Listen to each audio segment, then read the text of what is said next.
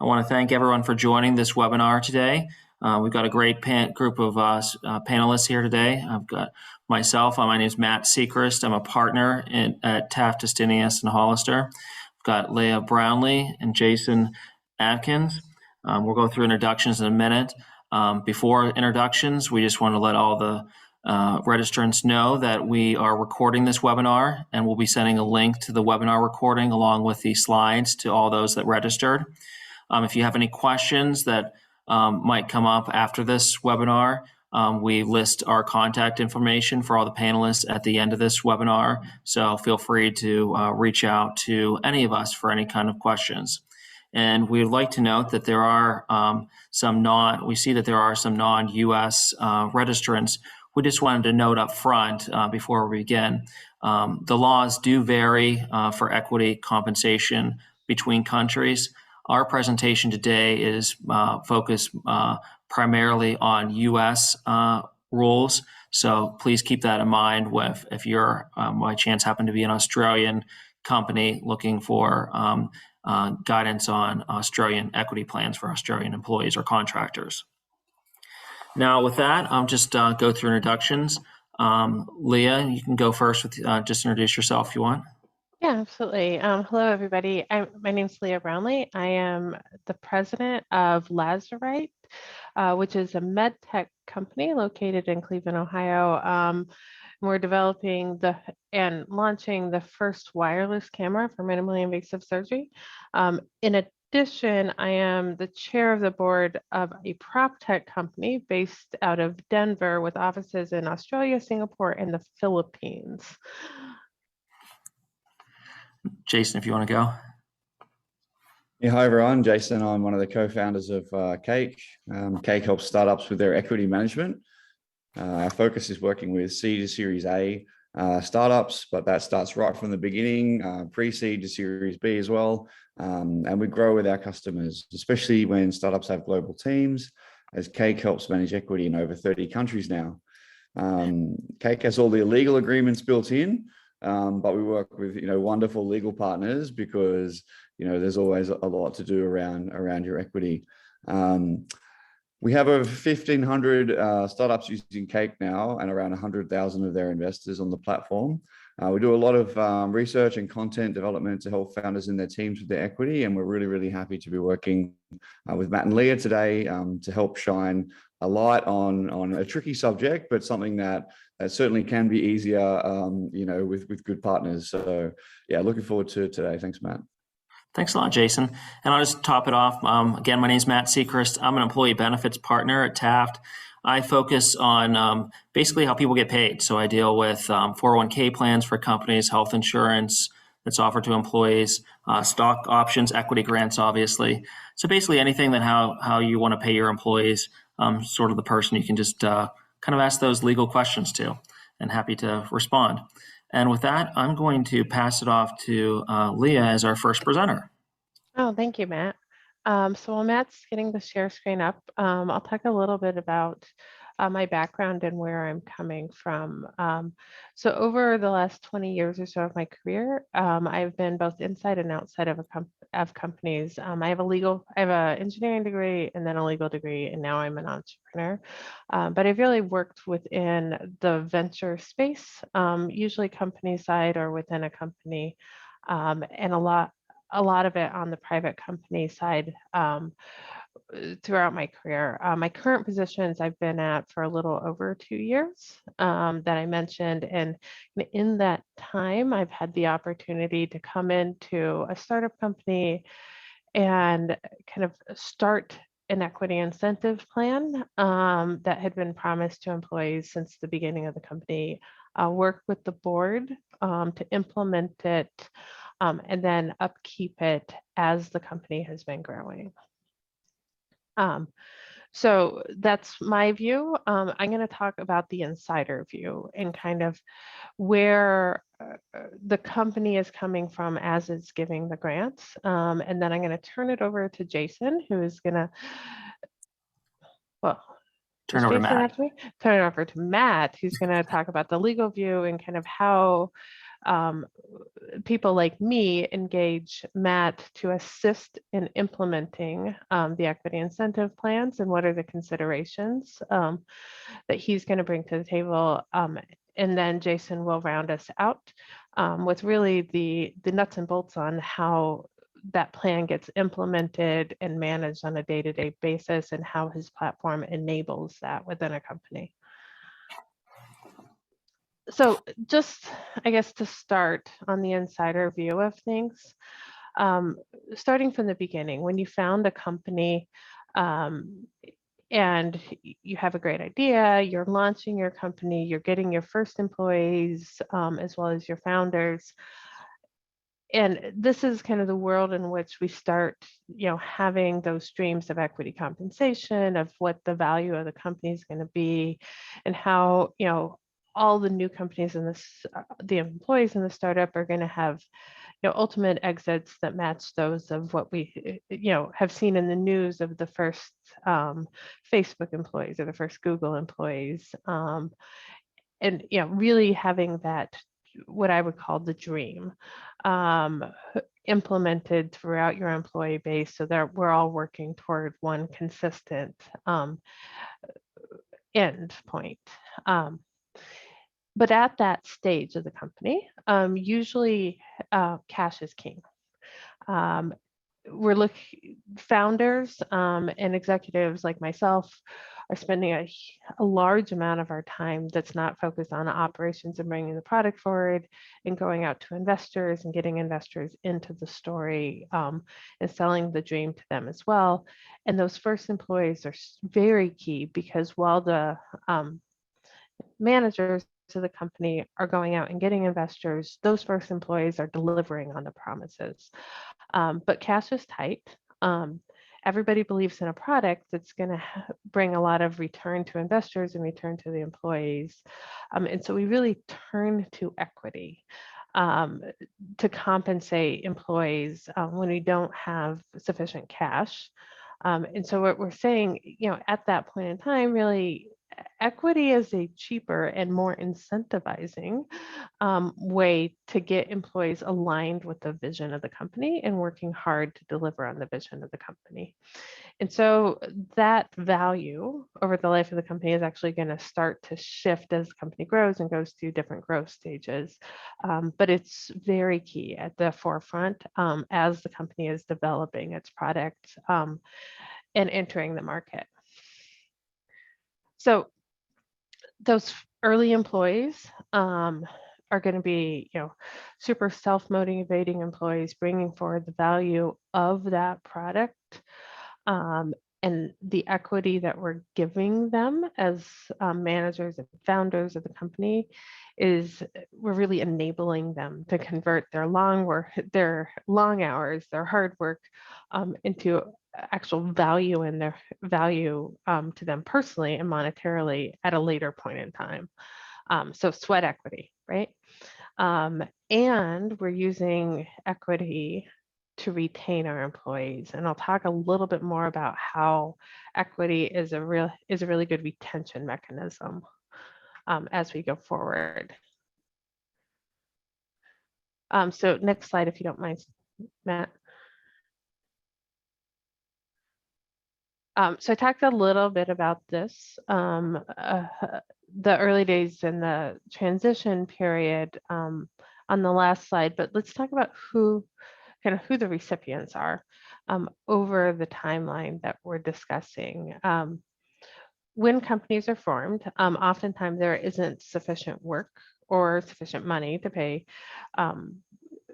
a lot of people. And so we're going to have not very many full-time employees, but we are going to have a lot of people that kind of believe in the company and want to help the company. And at those early days, consultants of the company, so you might need some specialized research to be done or very small components. You might have, I'm in the med tech industry, so we have advisors. So my device that my company's work is using is for orthopedic surgeons as our first target market. And so the first orthopedic surgeon became an advisor and received equity within the first couple months of the company being formed. He was letting the founders of the company come in and watch surgeries, answering all their questions, kind of advising them on their device development, and adding really key customer value coming in. And so we're going to see those type of advisors for different key topics coming in the early days of the company. Board members. So board members and advisors are slightly different. So often we're going to have an advisory board formed first with those first key members. But at some point, really around the Series A financing, maybe a little bit earlier, we're going to formalize the board. And that board is going to start to include people that are not investors and are not founders of the company. So we call those people independent board members. And as an independent board member, and I sit in this position at the prop tech company I mentioned, there has to be some kind of compensation and trade for the time and the advice that is being given. And oftentimes that's an equity trade. First employees, really those first employees are taking oftentimes a lower salary than they could get otherwise because they believe in the team, they believe in the product, and they're probably really excited about the startup life. But part of that trade that they're doing with a lower cash salary is going to be complemented by more equity early on. And then I said sometimes vendors, and the reason I say this, oftentimes vendors aren't going to have like a vesting criteria, which we'll talk about in a little bit. But in my years of working on the service side with startups, I have seen landlords paid in equity. I have seen different people that like help produce devices or doing prototypes when cash really was not available, agree that they believed in the product and they believed in the company, and so they would take a little bit of equity instead of cash over time. And hopefully Matt will key in on what does that mean for the plan and how does someone like me who's being creative about payment mechanisms make his job a little bit more complicated as we go forward. And so that early kind of, I called it creativity around how do we use equity to incentivize people, excite people about the story, and sometimes pay people to stay in the story, starts getting a little bit less complicated as the company gets to a later stage. So we have cash in the bank. We're able to pay our bills, hopefully for several months, maybe even a year or two in the future. We're still managing our cash, but equity now has more value to us as a company than cash does because we have enough cash in our bank account. We're now at this point in this later stage, and this is usually right around product launch, maybe a little bit earlier. We're now using equity as kind of a key incentive mechanism to get people that we really want involved in the company's story and to be champions of the company, involved and aligned with the company. So from my perspective, my key advisors are going to be orthopedic surgeons because I have a device for the orthopedic operating room that a key surgeon is going to have to tell his hospital system that he wants them to buy for him. So for my key advisors for my company, I'm really looking at like, who's the biggest name orthopedic surgeons in the country? So it's going to be those big name social influencers. Mechanistically for me, I'm looking at, let's say, the team doc for different pro sports teams. And finding somebody who's really aligned with us, who wants to help build the company with us and give us key advice on and will help us enter the market. Key advisors also, they may include people that aren't ultimately your customers, but they will really bring in advice that makes a difference in the company as it's moving forward and accessing the market and becoming a revenue positive growth stage company. We'll continue paying our non-investor and non-founder board members. And typically, I'll say this is where we actually transition on how we pay them. So early days, we pay them kind of a bolus up front that's going to last a few years. And later days where we're looking toward revenue, we start paying them kind of an annual payment. And it may, and often does, shift into a split with cash and stock to the board members at this point. But we still want all of our employees aligning. It's critical that we succeed as a company. And so we're getting to a point where we may still be giving every single employee in the company equity to keep them aligned and keep everybody working and retained with the company. And then later stage, we're really, cash is more available. We're getting traction in the marketplace. We're making revenue. Equity is still an incentivizer, but you have to be a little bit more special, I guess, and more impactful for the company. And so really where we see the change here on how and who we're incentivizing is two-part, and it's on the employees. We stop incentivizing our lower end employees as much, and we shift to a more cash incentive for employees. But we're going to have key employees. So vice president, director level, C-level, they're going to continue getting equity. And also at this stage, we've probably raised enough capital that our founders are strongly diluted. And so we're going to start including our founders of the company into that group of employees that we want to incentivize and retain at the company. And so we're going to start kind of doing some, it's called anti-dilution grants to the founders to make sure that key CEO who's brought the company through the first several years of its life and brought it to revenue positive is retained by the company and is staying with the company.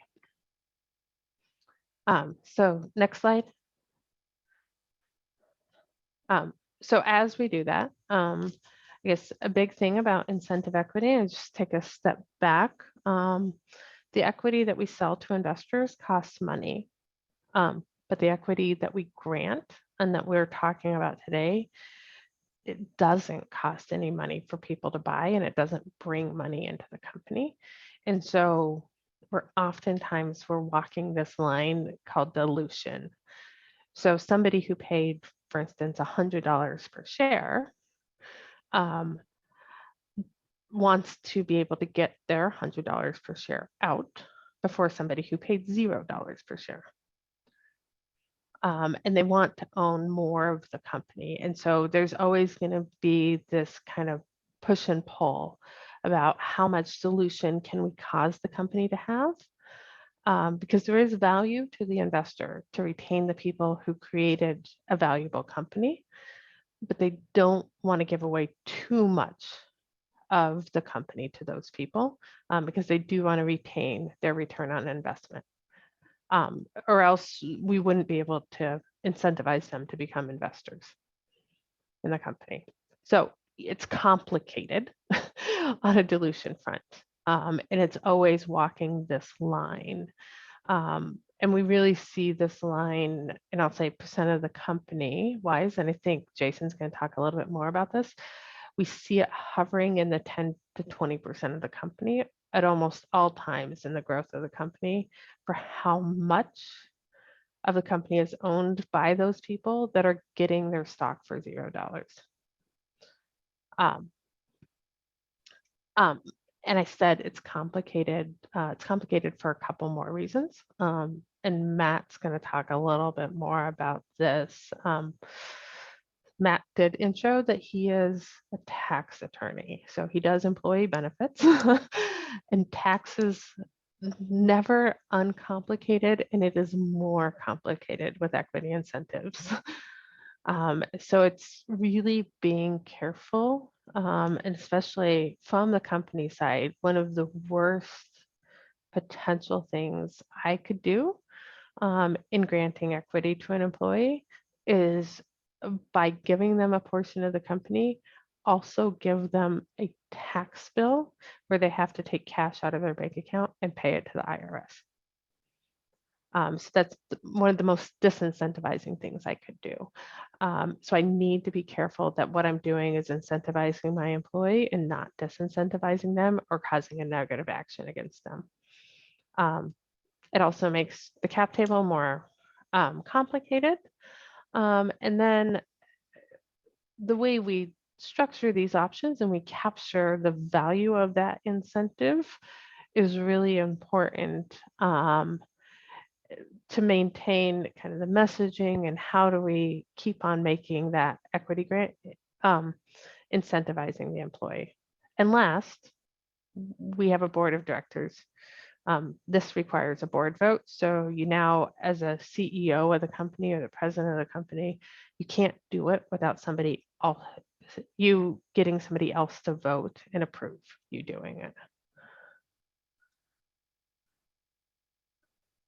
So next slide, Matt. And so this is really a little bit of transition into where Matt's going to go.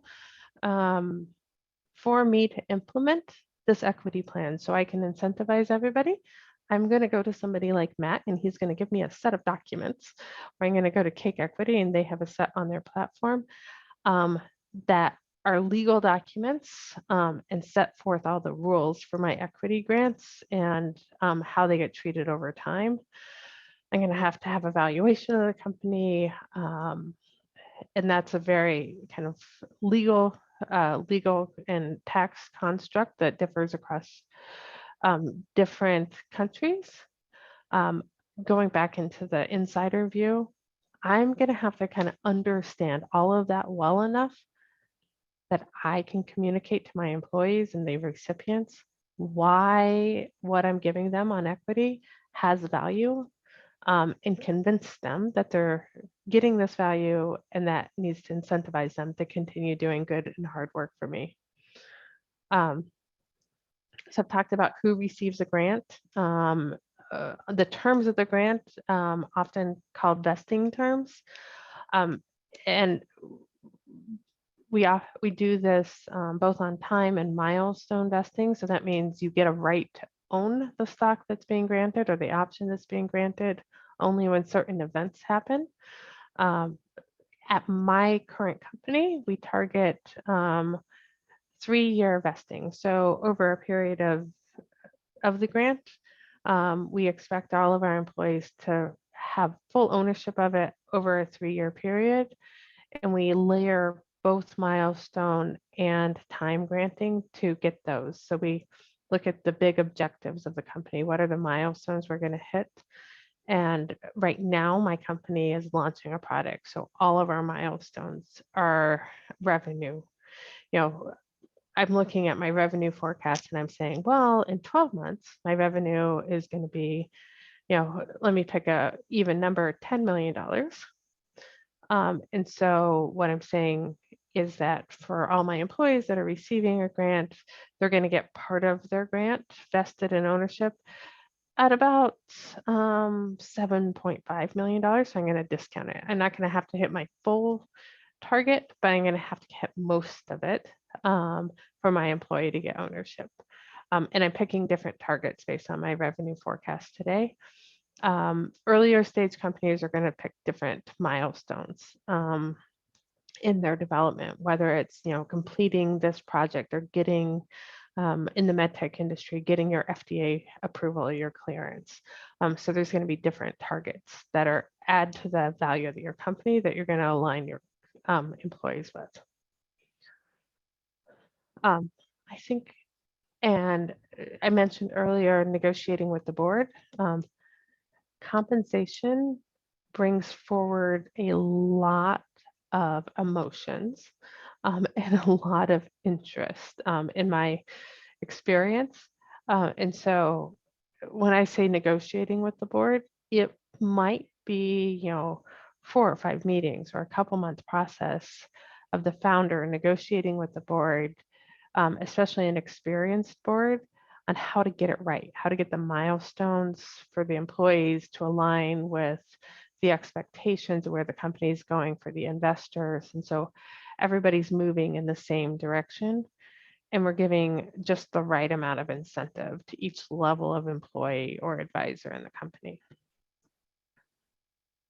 And then I think at the end, when we go into the questions, we can talk a little bit more about examples. I've mentioned a couple things we do at my company that seem to work pretty well. And that's kind of right now, it's the aligning grants to revenue, having everybody in the company participating, from an administrative assistant to the, to myself as the president of the company, receiving grants on the same milestones. So we're all aligned and we're all working, and we understand our part in bringing the product to market and getting revenue into the company. So that's it for my intro. Please ask questions or post questions at the end, and I want to turn it over to Matt now.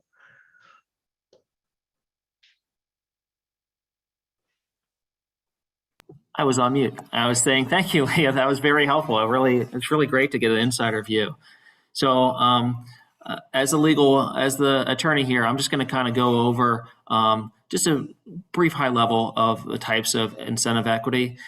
There's a lot more different types of incentive equity than what we're covering today, but I just wanted to cover a couple items from a high level. So we're going to talk about the 2 different types of stock option plans, or 2 types of different stock options that can be granted.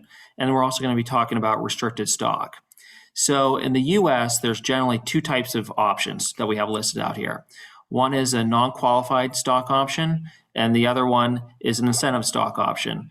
Incentive stock options are, you might hear the term ISOs or statutory options or qualified stock options. They're all the same thing. They're all incentive stock options. This just goes by a lot of different names, okay?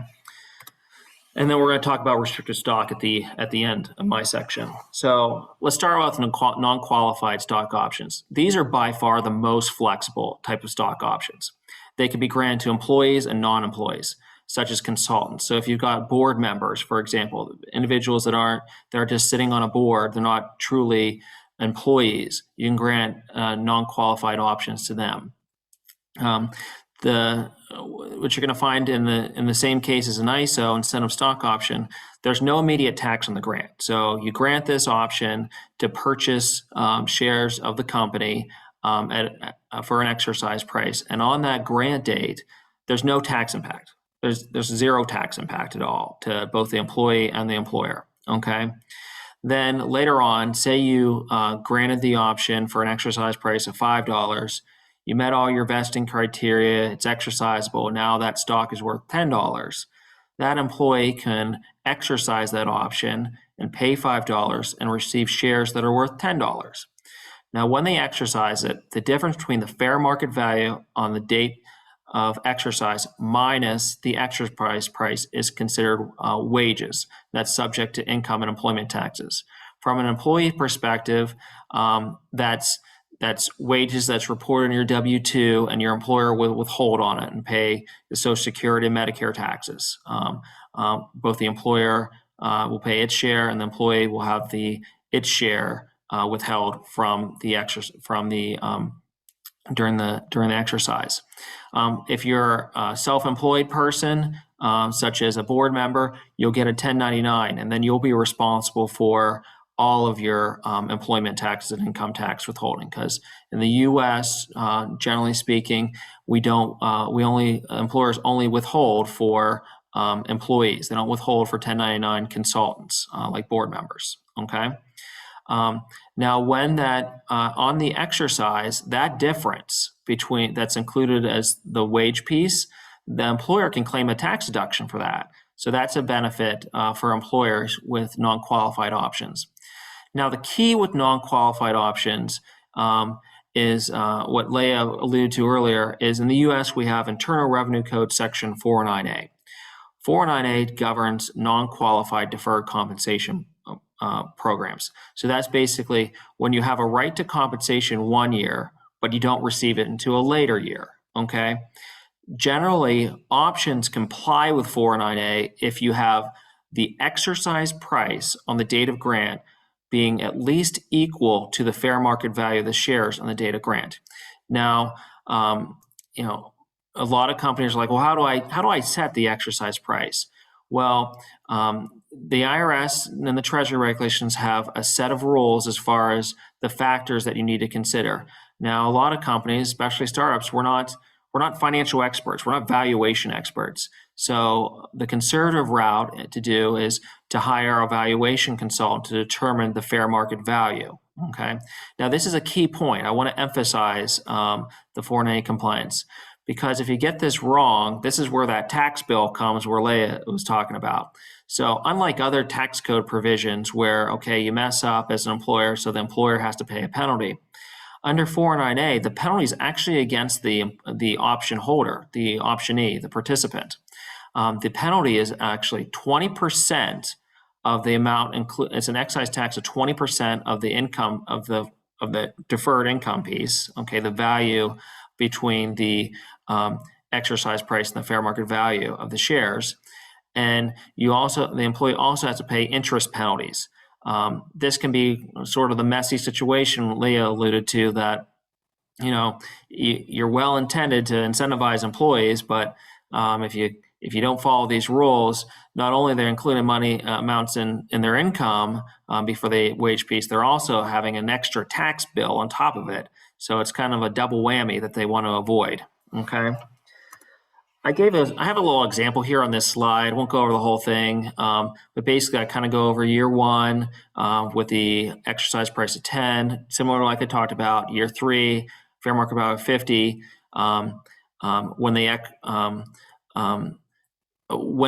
exercise the option for 10, exercise the option for $50 a share, and in year 5 when they sell those shares for $10 a share.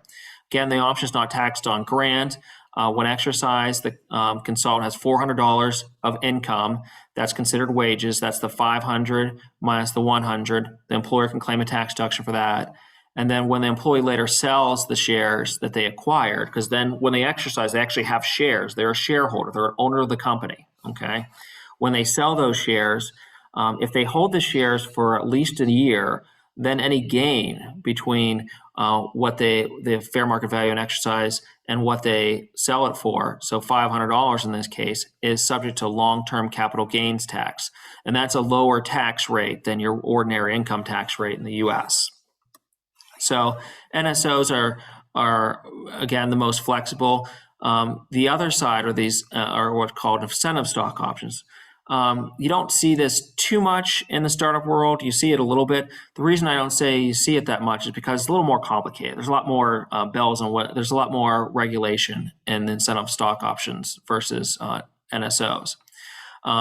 So incentive stock options, number one, they can only be granted to employees. So you can't grant your incentive stock options to your vendor or your consultant or your board member unless that person happens to be an employee. If they're a 1099 consultant or not a W-2 employee, they can't be granted ISOs. Similar to an NSO, there's no tax on grant. What's the key feature with an ISO is that when the person exercises it, there's no income tax recognition at that point either, generally speaking. So, and the employer cannot claim a tax deduction for any difference between the fair market value on the date of exercise minus the exercise price. There used to be in the U.S. Consideration for the alternative minimum tax. So employees, when they exercise ISOs, they might have to include some of the value for calculating their alternative minimum tax. But a few years back, we had tax reform, and tax reform really changed the alternative minimum tax rules. So it's less likely that an employee that's granted ISO will run into these rules, but it's always good for that employee to go talk to their tax advisor to see if the exercise in ISO is going to trigger the AMT rules. Now, if the holding period is met, we'll go over what the holding period means in a minute. then the employee is subject to capital gain tax when the shares are sold. Okay, there's no income and there's no wage piece, so there's no Social Security and Medicare taxes if you meet all the holding period rules. So just taking a step back again, when you exercise an ISO, unlike an NSO, there's no tax recognition at that time. And then if you later sell it, there's you're going to be subject to the capital gains tax rate if you meet the holding period rules, and you won't be and the employee won't be subject to the employment tax rules. Okay. Now the holding period, this is really key. This is takes some tracking here by the employer. The holding period is met when the shares acquired on exercise are held by the employee for both 2 years from the date of grant and 1 year from the date of exercise. Now, if you don't meet the holding period, say the employee sells the shares in the same year that they exercise the shares and receive the shares through the option, then the difference between the fair market value of the shares on exercise minus the exercise price is considered compensation income to the employee. Now, the employer is not required to withhold on the compensation income, but the employer may claim a tax deduction on this compensation piece. Now, when the employee sells the shares, if there's any gain above the fair market value of the shares on the date of exercise, that gain will be subject to either short or long-term capital gains tax, depending how long the employee held the shares. I have a couple examples here in the next couple slides. This slide talks about when the holding period is met. Here's an example. In year one, the employee is granted ISOs to acquire 10 shares with an exercise price of $10 a share. In year three, they exercise it when the share price is $50. And then in year five, after holding the shares for the remaining of year three, all of year four, and then whatever period of year five, the employee sells the shares for $100 a share. Again, the option is not taxed on the grant date. Now, when the option is exercised, there's no federal tax event. Again, just note that alternative minimum tax rules that I mentioned before, it's not likely that they're going to be triggered because of tax reform, but the employee should consider that in case they are subject to the AMT rules. And the employer cannot claim a deduction. Now, when the shares are later sold, the employee has income of $900. So you take 1,000, so that's your 10 shares times $100 a share, the fair market value on sale date, minus 100, the exercise price, and that would be long-term capital gains, subject to long-term capital gains for the employee, and that's a much lower tax rate than your ordinary income tax rate. Plus, you don't have employment tax consideration too. Here's an example. Here's the flip side of the example when you don't meet the holding period. This one, same kind of example, except the employee is selling the shares in the same year that they exercise the option. Okay. Again, no tax on the grant date, no tax on exercise. But since the holding period isn't met, the employee recognizes compensation income of $400. That's 500 minus the 100. And the employee also recognizes income of 500 for the later sale of the shares. Now that would be a short-term capital gains because those shares haven't been held for a full year. And the employer may claim a tax deduction for the $400. So this is kind of shows you the benefits of an ISO, but again, you've really got to track the holding period to make sure those periods are met. And aside from the holding period, there's a lot of other nuts and bolts that go with an incentive stock option. First of all, you got to get shareholder approval of the plan. The plan can only have a 10-year term. And if you got folks that are both owners and employees, if they're a 10% owner, you have to set your exercise price at 110% of the fair market value on the exercise on the date of grant. And the option can only have a 5-year term. And also you got this funky $100,000 limitation on ISOs. So you look at the value of the ISOs in the date of grant, and if the value is above $100,000 on the date of grant, and if you look at the value the date of grant and when they become first exercisable, if you breach this $100,000 limit, then anything above this $100,000 limit goes into non-qualified option treatment. You lose the ISO treatment for anything above the 100,000. So again, there's a lot of tracking with ISOs, and that's why I think more startups grant NSOs versus ISOs. The other type of equity grant I wanted to briefly talk about was restricted stock. Now, this is typically only granted to founders in startups, and this is a real grant. You're getting a grant of shares that is subject to restrictions. Typically, it's a vesting schedule that sets forth like a service requirement. So you have to work 4 years. You vest 25% each year. That's what I typically see. You also see restricted stock grants that you have to meet some kind of performance condition. You have to help apply for a patent, or you have to reach certain sales goals in order to become vested. Now, what's key here with the restricted stock is typically when you grant restricted stock, the company has a lower value, and you still have that vesting condition that has to be met. So the employee really doesn't own anything until that vesting condition. They're a shareholder with restrictions. They can't vote. They usually can't receive dividends. So they don't really have any kind of the rights and features as a full shareholder until those vesting conditions are met.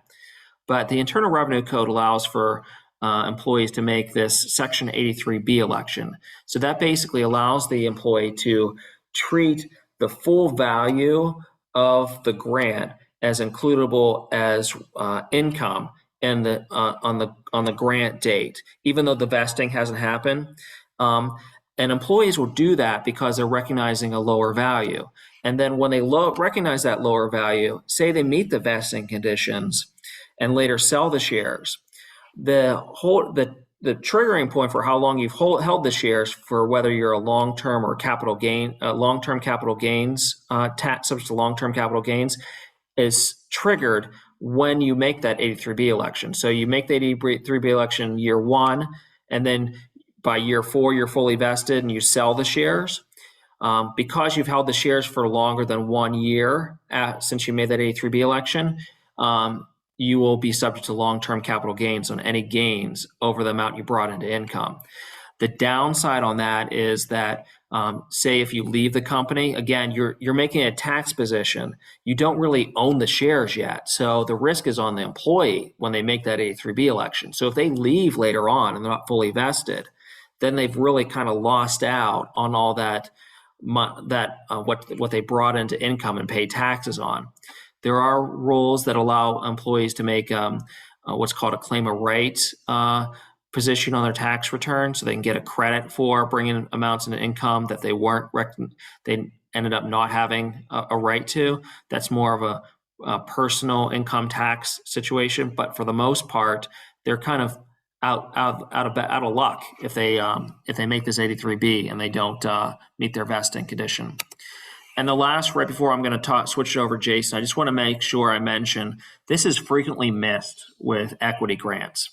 Equity grants it's a grant of security. It's a security. It's a right to own. It's an ownership interest in the company. Okay. Generally speaking, from a federal level, grants under incentive equity plans are exempt from securities registration from a federal level, but there are state laws that still could apply. For example, California, if you grant equity to an employee in California, you are exempt from registering that security, but you have to give notice and provide and meet certain plan term requirements in to the California authorities. And the same with New York. New York requires a registration and approval process before you can grant any kind of equity to employees. Now, with that being said, I'm going to pass it on to Jason. He's going to talk about how options can help grow your team. Awesome. Thanks, Matt and Leah. I learned some new things and really great to hear it from your perspective. So we've got about 15 minutes left. I'll leave about 5 for questions at the end. So we'll cover a bunch of items about implementing the schemes, the people side of things, the cultural aspects, because when you're issuing options to your team, equity of the company's, coming out from the existing shareholders and going to the employees. So you need to make sure that you implement it properly so that you can really get value out of that scheme. Otherwise, it's very, very costly for the company, to be issuing that equity and not getting the benefit. So we'll talk about some nuts and bolts about how to actually implement it, but also, how to engage and retain your team with the equity as well. Next slide, please, mate.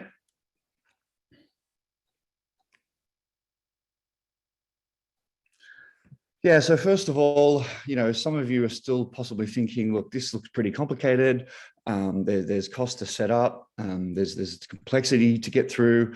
There's cost to manage it ongoing as well. So, I just wanted to sort of sell it to you a little bit, just to sort of give you an idea of the benefits.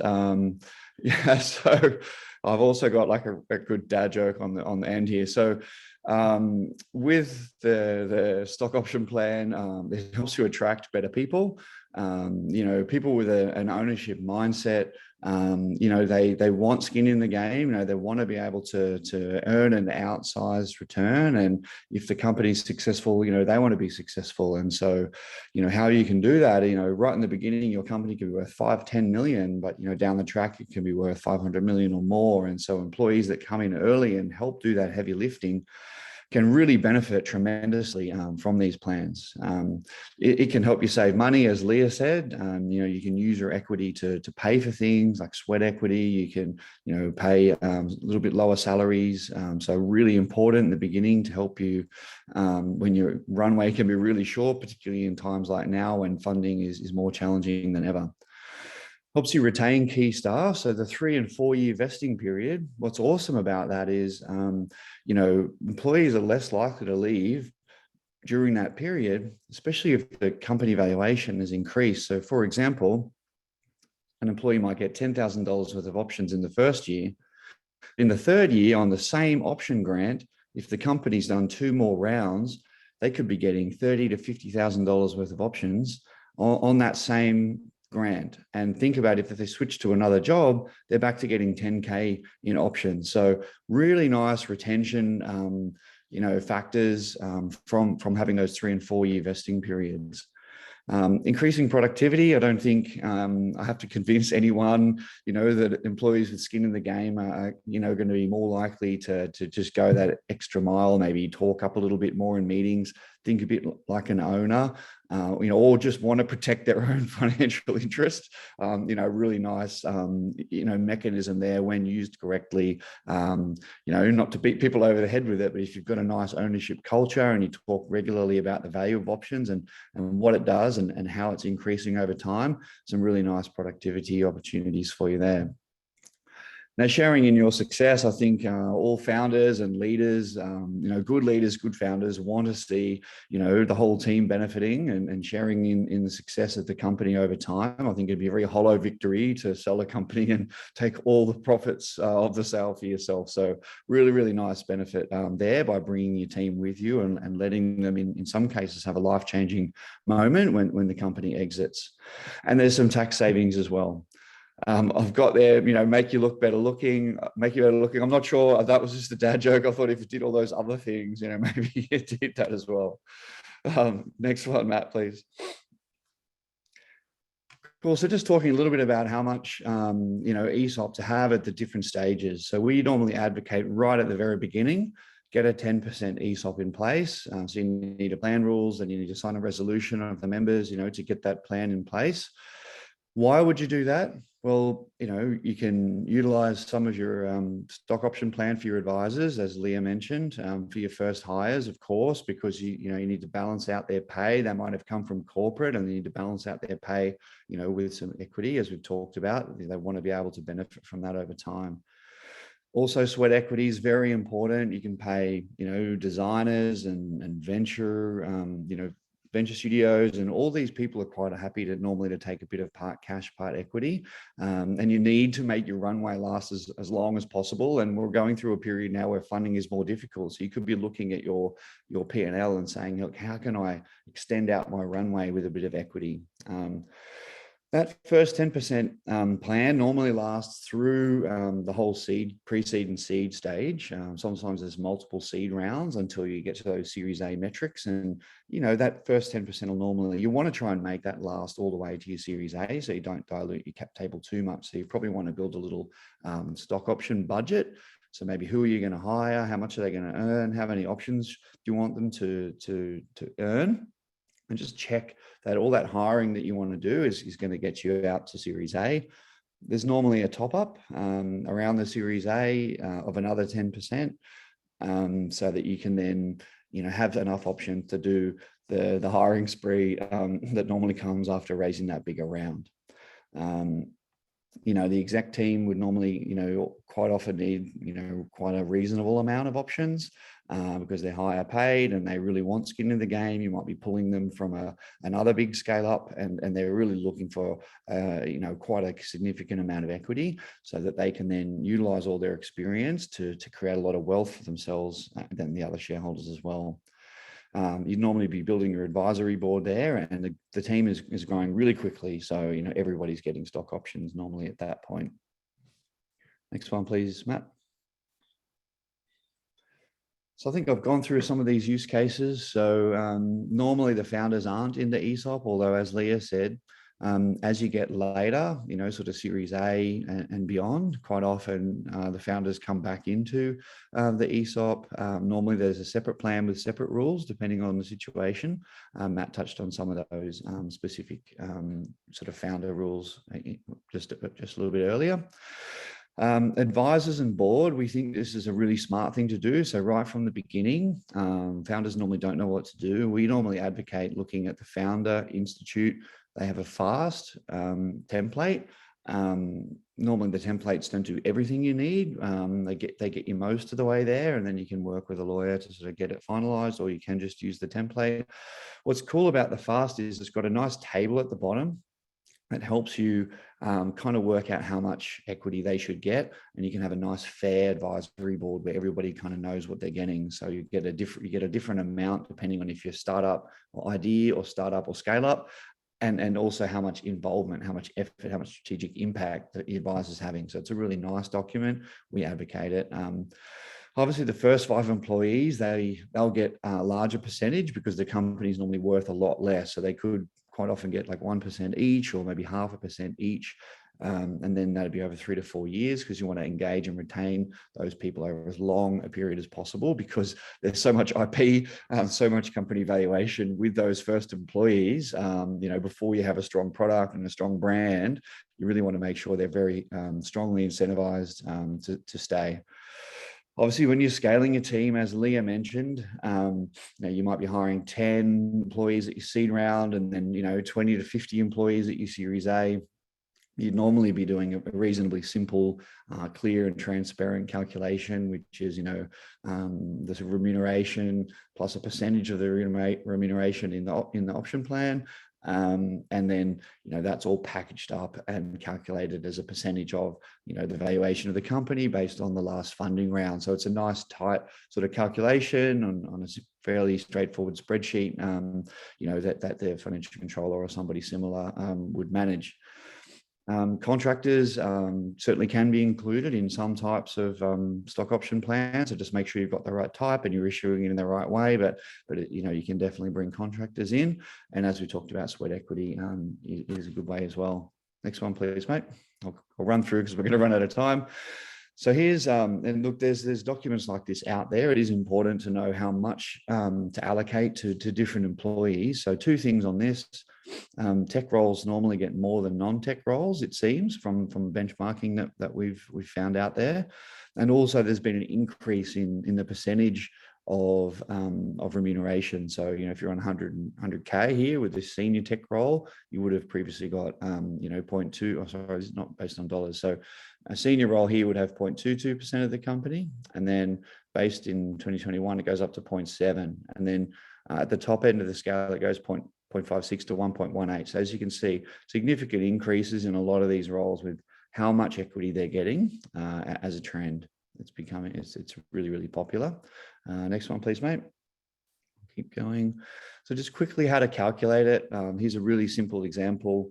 an employee could be on $100,000. They've got 20% option offer on top of their salary. So that would be $20,000. So total remuneration, in this case, $120,000. They may also have a short-term incentive, like a bonus as well. But in this case, this is more just the long-term incentive. It's quite often the options are called a long-term incentive. So over 3 years, that'd be $60,000. And then comparing it to 3 example, company valuations. If it was 4 million, the employee would be getting 1.5%. If the company was worth only 2 million, so pre-seed or friends and family round, it's more like 3%. So perhaps your first employee. And then as you're sort of moving along, company valuation of 8 million, so that 60,000 will be worth 0.75%. So just a really simple mental model for those of us that aren't as financially minded on how it can be calculated and what percentage it can be worth. Next one, please, mate. Yes, as the guys have mentioned, cliffs and vesting are 2 key components. So you can have time-based or milestone-based vesting. I won't cover that. I think the guys have covered that already. 74% of our startups have a 12-month cliff.